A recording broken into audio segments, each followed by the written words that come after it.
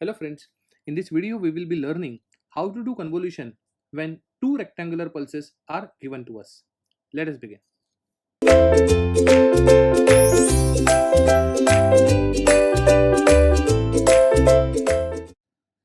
So the first question is displayed on the screen.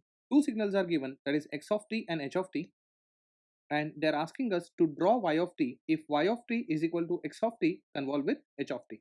So from given information we'll try to draw x of t first. So this is the information for x of t and this is information of h of t. X of t is having amplitude equal to 5 between time interval 0 to 2 and it is equal to 0 otherwise. So x of t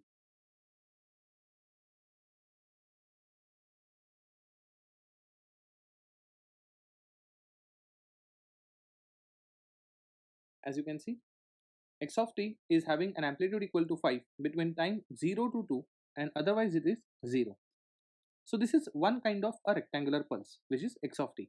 Similarly, h of t is also a rectangular pulse but amplitude is 10 within the same interval 0 to 2 and it is equal to 0 otherwise.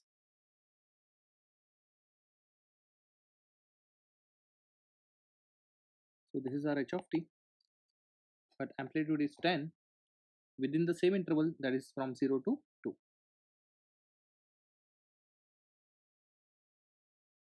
So these are two rectangular pulses which we need to convolve, and to know how y of t looks like, so we have to draw y of t. So what I'll do is I'll try to express my x of t in terms of step signal, right? So let me try my x of t to be expressed in terms of step signal. So to express in terms of step signal, first of all see to it the time intervals at which the magnitude is changing or amplitude is changing abruptly. So you will see there are two places. At 0 amplitude is changing from 0 to 5, and at 2 amplitude is changing from 5 back to 0. Is that right? So first of all it is happening at two time intervals, that is at t equal to 0 and t equal to 2. For that I'll have two step functions. One is present at t equal to 0, the other one present at t equal to 2. So the one which is present at t equal to 0, that is u of t, and the other one is present at t equal to 2, can be represented as u of t minus 2. Now how to write their coefficients? It is very easy.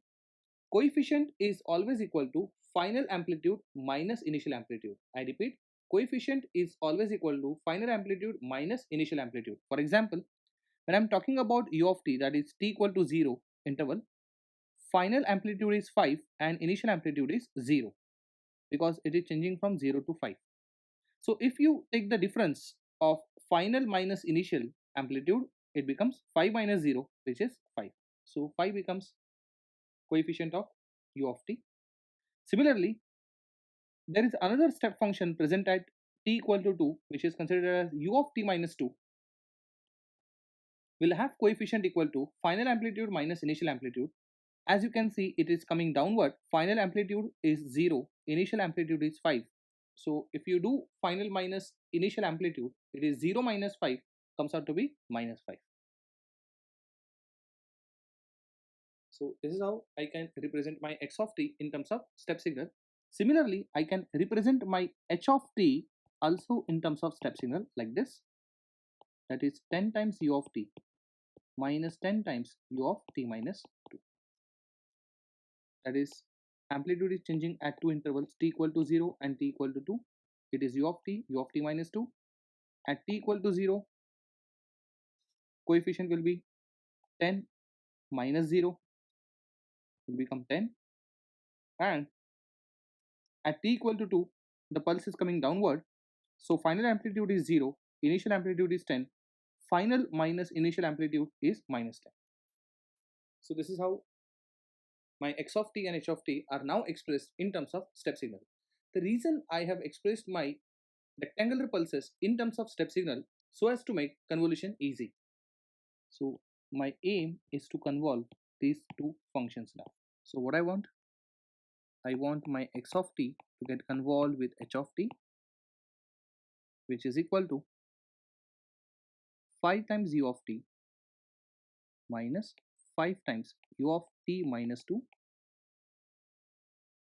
and this is getting convolved with h of t, which is 10 times u of t minus 10 times u of t minus 2. Is that right? So first of all, u of t will get convolved with u of t. We know that u of t convolved with u of t is what? R of t. Or I'll just go step by step and I'll write it. It is like this: 5 times u of t is getting convolved with 10 times u of t. Then this 5 into minus 10 will become minus 50. U of t gets convolved with u of t minus 2. Then this and this gets convolved together. So minus 5 into 10 minus 50. U of t minus 2 gets convolved with u of t. And finally, these two terms will get convolved. So minus 5 into minus 10 will become positive 50. U of t minus 2 convolved with u of t minus 2. So we have already learned in the last video lecture, that is u of t when convolved with u of t gives you what? R of t. So keeping that in mind, now I can write 5 into 10 will become 10, and u of t convolved with u of t gives you R of t minus. So u of t convolved with u of t if gives you R of t, then u of t convolves with u of t minus 2 will give you R of t minus 2. Coefficient was 50, which I have written over here. Then u of t minus 2 convolved with u of t will give you R of t minus 2 along with coefficient as minus 50. So minus 50 R of t minus 2, and finally 50 times. Now see the last convolution, u of t minus 2 convolved with u of t minus 2 will become R of t minus 4. Right. Now these two can be added together, and finally I can write it equal to 10 times R of t minus 100 times R of t minus 2. In fact, we have 50 here because 5 into 10 is 50. Going further, the last term is 50 times R of t minus 4. And don't forget, x of t convolved with h of t gives you what? Y of t. So this is final expression for y of t, which is 50 times R of t minus 100 times R of t minus 2 plus 50 times R of t minus 4.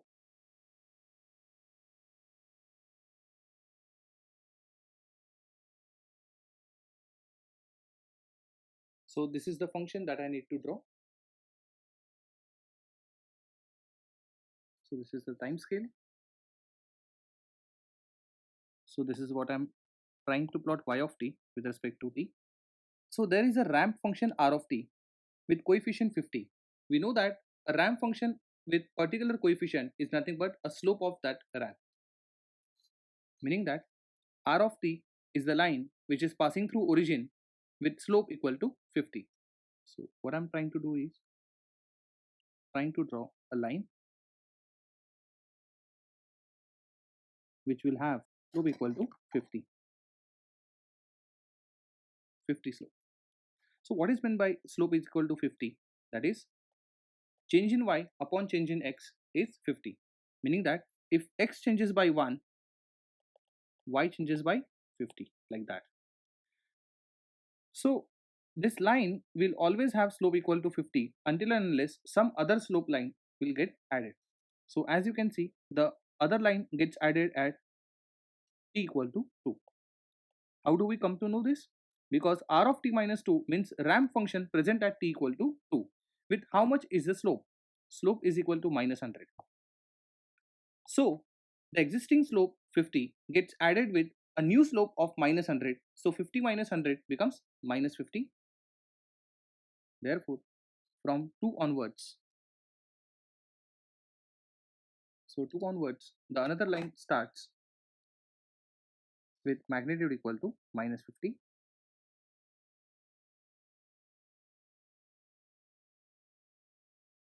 right? So this line will continue until and unless the another slope is added. So as you can see, at t equal to 4, the another line added having slope equal to 50. Now imagine current slope is minus 50. The line which is added with slope equal to 50, 50 minus 50 will become 0, meaning that after 4 there will be no response or 0 response, or a line with 0 slope. Finally we have this response.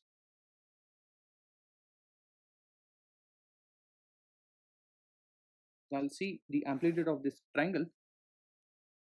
We know that the first line is having slope equal to 50. We know that what is meant by slope equal to 50. If x changes by 1, y changes by 50. So if x changes by 2, y changes by 100, meaning that we will have 100 as magnitude here. Thereafter we are having slope equal to minus 50. Is that right? So when y changes by 2 here, just pay attention, 2 is changing to 4, meaning that y is changed to 2.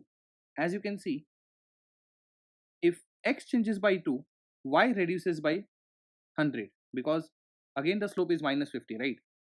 So for 3, magnitude reduces by 50, and then from 3 to 4, magnitude reduces further by 50, and therefore at 4 it touches to 0 amplitude. Am I right?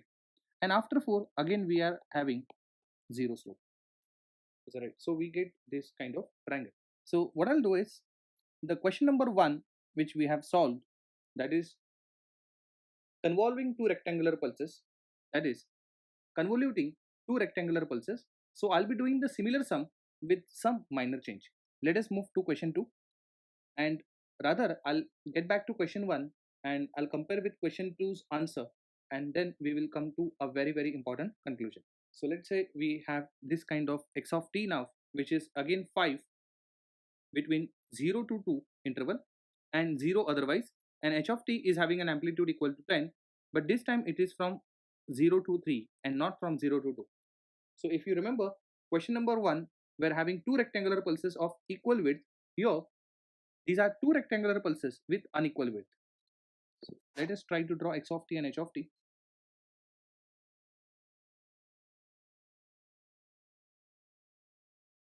So x of t is having an amplitude equal to 5 between 0 to 2, and h of t is having an amplitude equal to 10 but from 0 to 3.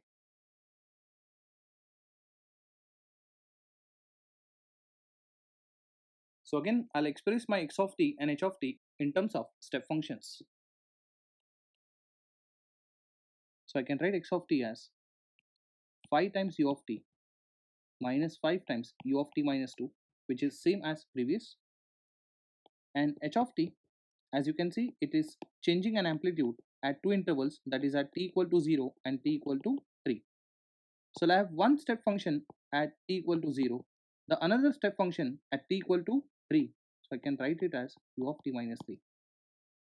Now how do we decide coefficients? That is final amplitude minus initial amplitude.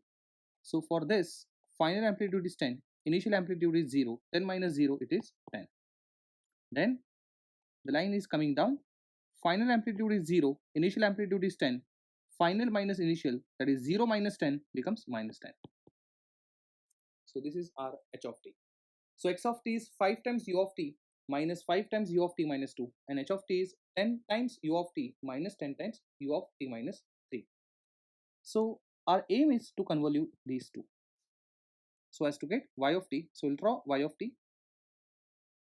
So our y of t is x of t convolution with h of t, where x of t is 5 times u of t minus 5 times u of t minus 2.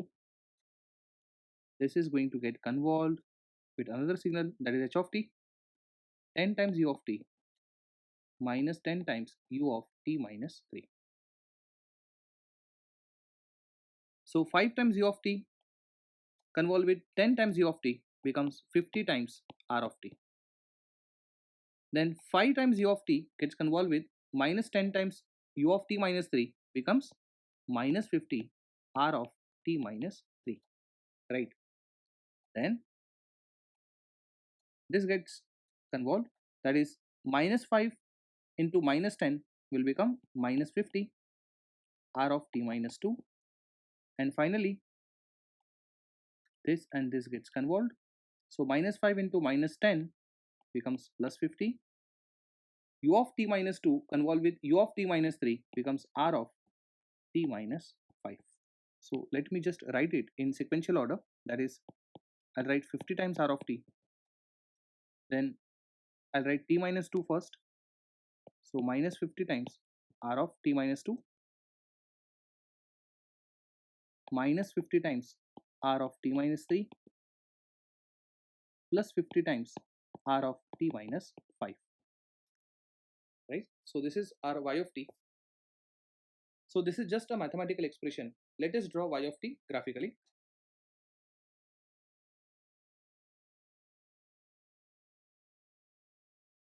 So whenever there are ramp functions, you have to see slope of the line as well as intervals at which those ramp signals are starting with. So those are time instants where slope will change. So as you can see, first ramp is present at t equal to 0. So at 0, slope will change. The second ramp is present at t equal to 2. So t equal to 2 is the another interval where slope will change. Then at t equal to 3, slope will change. And finally at t equal to 5, slope will change. So now we know the important time instants at which slopes are going to change. Now 50 times r of t means a ramp signal starting from t equal to 0 having slope equal to 50. So we must have this kind of line over here with slope value equal to 50. But then it is not forever 50, because at t equal to 2, the another line added with slope equal to minus 50. So now imagine the current slope was 50, to which the another line is added having slope equal to minus 50, plus 50 minus 50, effective slope becomes 0. That is the reason why from 2 onwards another line enters having slope value equal to 0. So this is having slope value equal to 0. So it continues up to 3, because at t equal to 3, the another line enters having slope equal to minus 50.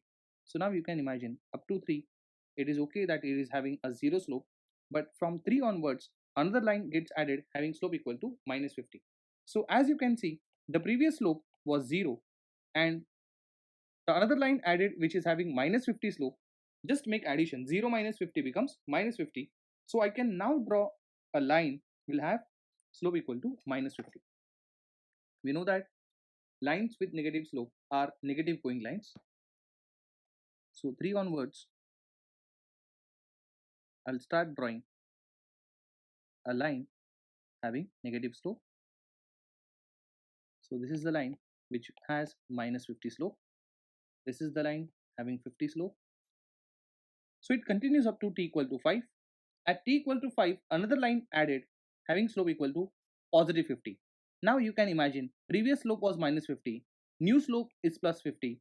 Plus 50 minus 50 is the effective slope, which becomes 0 slope, meaning that 5 onwards we get 0 slope line. So this is the new characteristic that we get after 5. So now let me draw the final curve. We have a final curve in front of us. It is just I'm going to highlight it. So as you can see, now what we have is y of t with respect to time, and this is what we called as a trapezoid pulse. If you remember in question number 1, we got a triangular pulse, and now what we have in our hand is a trapezoid.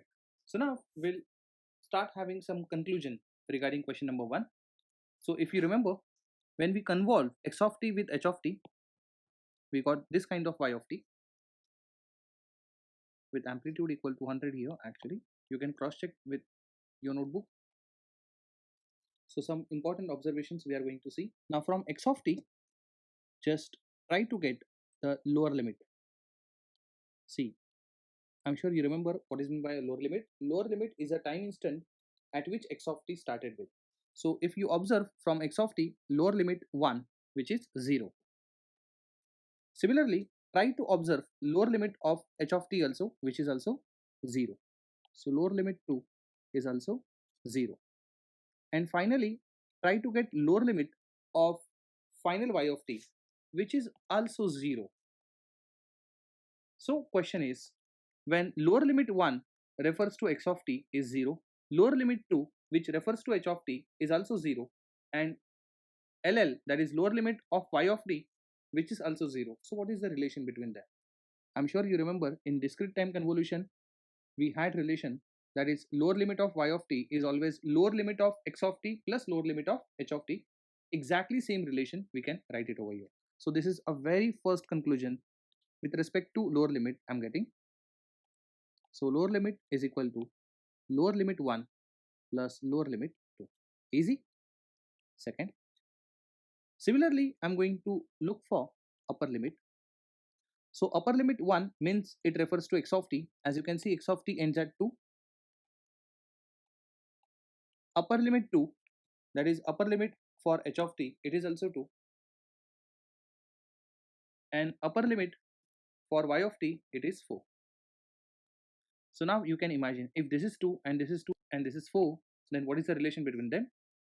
Same as that we have seen in discrete time convolution, that is upper limit of y of t is upper limit of x of t plus upper limit of h of t, right? Third. So now if you take integration of x of t from minus infinity to infinity,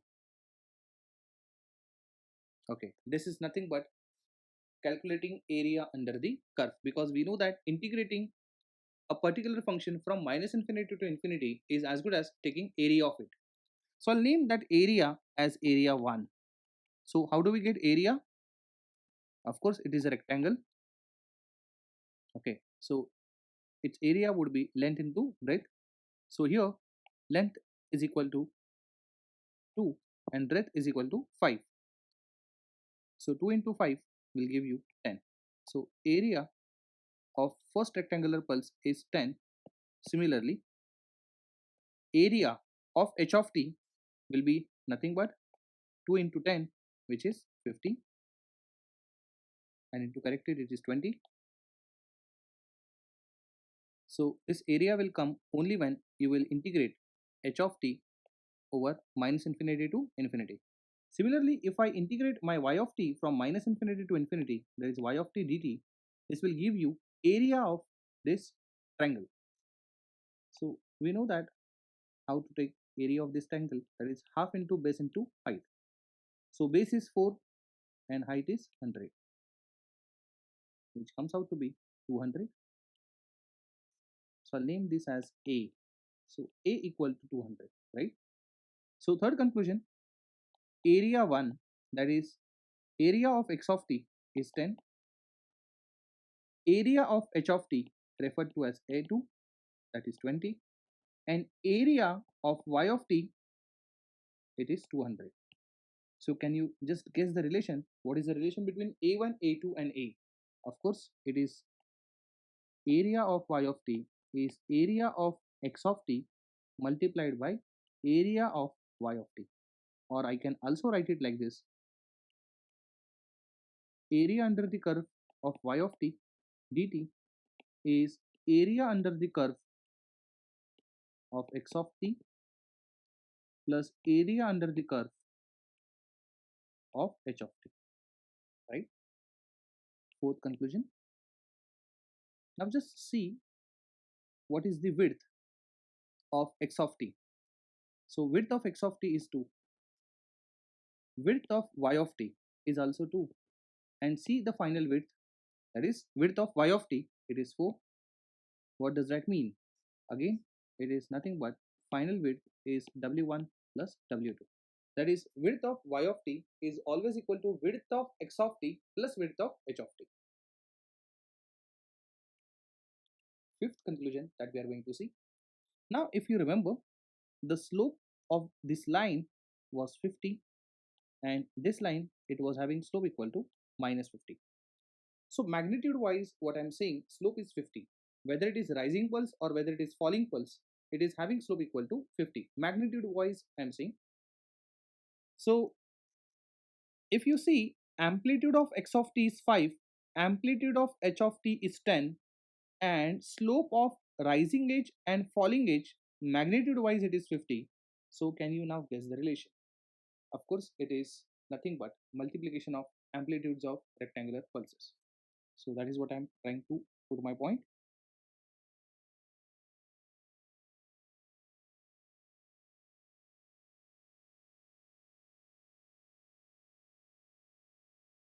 So see what I have written. Slope of rising as well as falling line is equal to product of amplitudes of x of t and h of t. As you can see, x of t is having an amplitude equal to 5, h of t will have amplitude equal to 10. 5 into 10 is 50. And again, it is a common sense. If it is rising, slope will be plus 50, and if it is falling, slope will be minus 50. One more observation we are going to have. Now just see what is the time interval of rising line and what is the time interval of falling line. So if you see, the interval is 2. Here also interval is 2. So can I say that interval of rising, so upward arrow is showing rising and falling line is equal to width of x of t or h of t, because both the pulses are having equal width. So it is width of either x of t or h of t. So these are 6 important conclusions that you should know. So remember, lower limit of y of t is lower limit 1 plus lower limit 2. Upper limit of y of t is equal to upper limit 1 plus upper limit 2. Area of y of t is area 1 into area 2. When I say area 1, it refers to x of t. Area 2 refers to h of t. Width of y of t is w1 plus w2, where w1 refers to width of x of t, w2 refers to width of h of t. Then slope of rising and falling line is always equal to product of amplitudes of x of t and h of t, as well as interval of rising as well as falling line is always equal to width of x of t and h of t. These conclusions are very, very important. If you know, most of the times you really need not to solve a problem, because our aim is not to actually solve the problem in detail, but just to identify the correct option from the given one. So it becomes quite easy to guess if you know these properties. One more property I request to write it your own, that if two rectangular pulses, okay, listen to me very carefully, two rectangular pulses, because both of them are rectangular pulses, that is x of t as well as h of t, gets convolved having equal width. Are they having equal width? Yes. X of t is also having width equal to 2. H of t is also having width equal to 2. After convolving, it gives you a triangular pulse only. I repeat, when two rectangular pulses having equal width, after getting convolved, it always gives you a triangle. Okay. So the point is, if it gives you triangle, at which point it will start, at which point it will end, you know very well from lower limit and upper limit calculation, right? Also, when it is a triangle, it will have two lines, that is a rising and a falling. Then slope of it is equal to what? Amplitudes multiplication of both the pulses. Interval of rising as well as falling line is always equal to width of either x of t or h of t. So if you know this, you could imagine your y of t very well in advance without actually having convolution. Let us have some conclusions from question number 2 also. So this was question number 2, where x of t and h of t we convolved.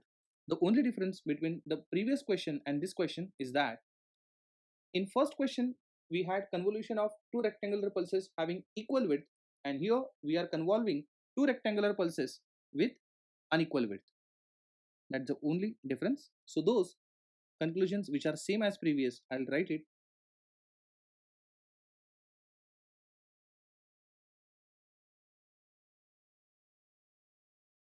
So all those conclusions are common. So lower limit of y of t is lower limit 1 plus lower limit 2. You can verify. Lower limit is 0, lower limit is 0. So 0 plus 0 will become 0. Here upper limit is 2, upper limit is 3, 2 plus 3 will become 5. So as you can see, your y of t is getting ended, or y of t gets terminated at t equal to 5. Then width, you can see x of t is having width equal to 2. So I would say w1 equal to 2, here w2 equal to 3. So 2 plus 3 becomes 5. So as you can see, width of y of t is equal to 5. Also, if you see a1 into a2, a1 refers to area of x of t, a2 refers to area of h of t. See to it, calculate the area. So area 1 into area 2 gives you area of complete y of t. So I'll leave it up to you to verify fourth property. Fifth property, now regarding slope. So if you have noted down those problems, this will have slope equal to 50, this is having slope equal to minus 50. Again, conclusion wise same as previous. H of t is having an amplitude equal to 10, x of t is having amplitude equal to 5, so 10 into 5 is 50. Therefore, slope of rising and falling line is equal to product of amplitudes of x of t and h of t. Okay, next. Now we have to see interval of rising and falling line.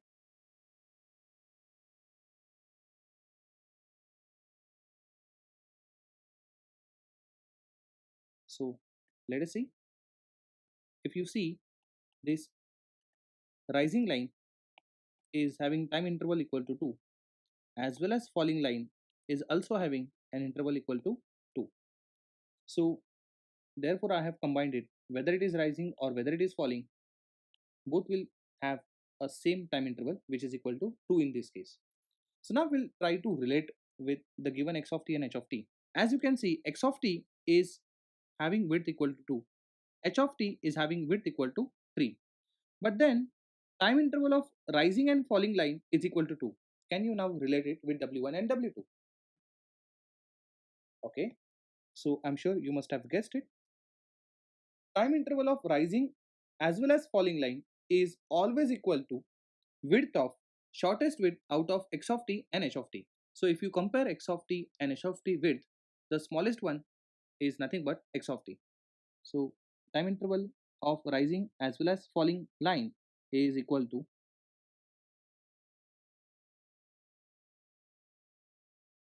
so you have to compare widths of x of t and h of t, and you have to select the shortest width. That is time interval of rising as well as falling line. 7. But then it is not only having rising and falling line, it is also having constant line, right? So if you now see a constant line, this also has some time interval which is 1.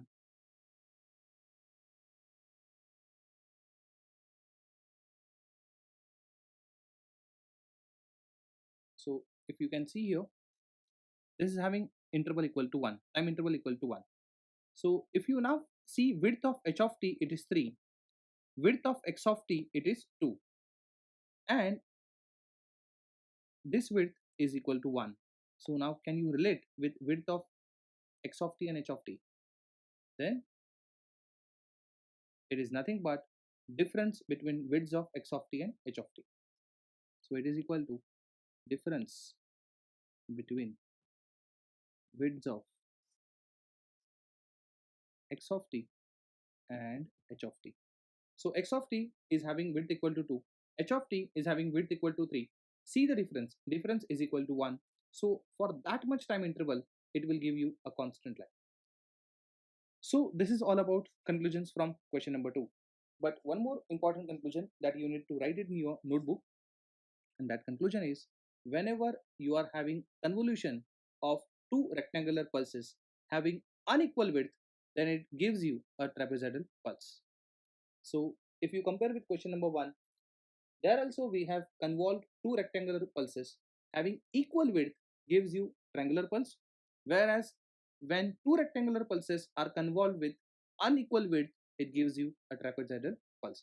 In trapezoidal pulse, we will have three segments, that is rising line, falling line, constant line.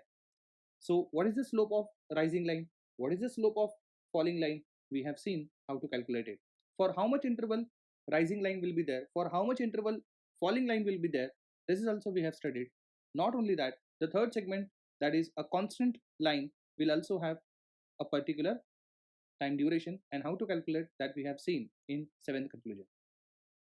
I'm sure now you are quite comfortable with this rectangular pulse convolution.